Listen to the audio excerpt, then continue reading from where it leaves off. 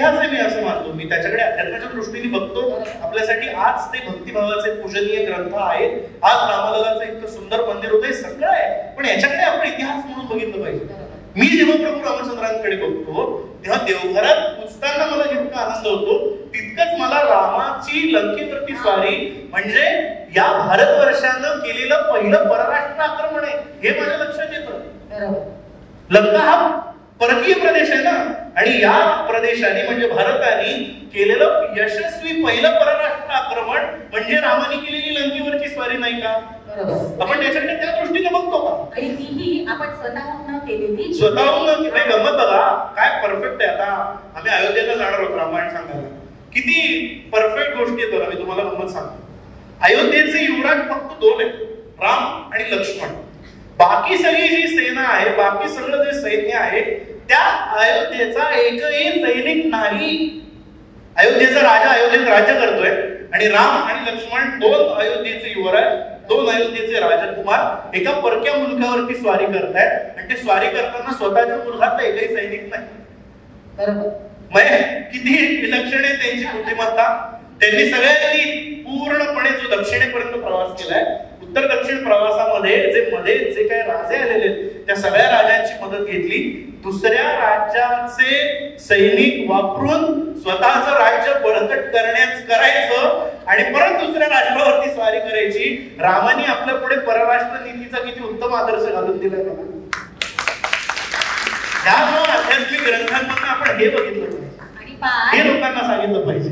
तू सांगितलंस तसंच आक्रमण केलं आणि पुन्हा त्या मोहात न अडकता ते सगळं सोडून येता येणं त्याला फार मोठं. नाही मोहात म्हणजे आता मी रविवारी तरुण भारतला वनवास कसा असावा याच्याबद्दल एक लेख लिहिला.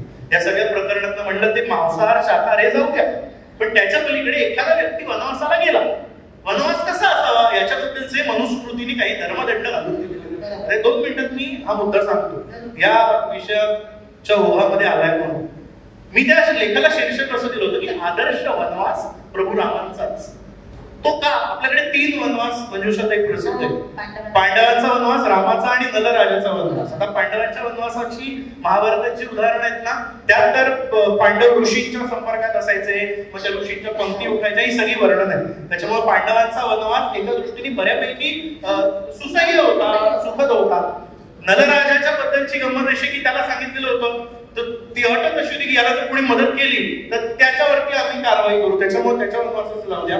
पण राम जेव्हा वनवासाला निघाला तेव्हा अयोध्येच्या प्रत्येक नागरिकाच्या मनामध्ये रामाबद्दल सहानुभूती आहे. अरे उद्या होणारा राजा आहे, उद्या होणारा राजा एवढं मोठं आयुष्याचं सॅक्रिफाईस करतो आणि ते सॅक्रिफाईस करून केवळ बापाची इच्छा म्हणून सगळी राजवस्त्र उतरवून तो चाललाय. अशा मुलाबद्दल काय कमालीची सहानुभूती असणार मला.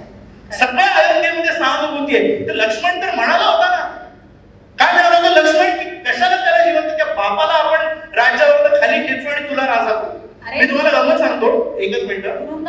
तुरुंगात टाकू असं म्हणलं. गंमत काय म्हणतो लक्ष्मण? मी तुम्हाला, आपण लोकशाहीमध्ये आता राहतो गेल्या 70 वर्षांपासून. रामाने जर लोकमताचा कौल घेतला असता ना, तुम्ही तुम्हाला खात्रीने सांगतो कैकेयीच्या पारड्यामध्ये एकही मत पडलं नसतं, राम निवडून आला असता. तो निवडून आलेला राम अयोध्येचा राजा झाला असता.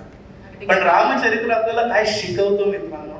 रामचरित्र आपल्याला हे शिकवतं की लोकशाहीपेक्षा नीती महत्वाची असते, लोकशाहीपेक्षा धर्म महत्वाचा.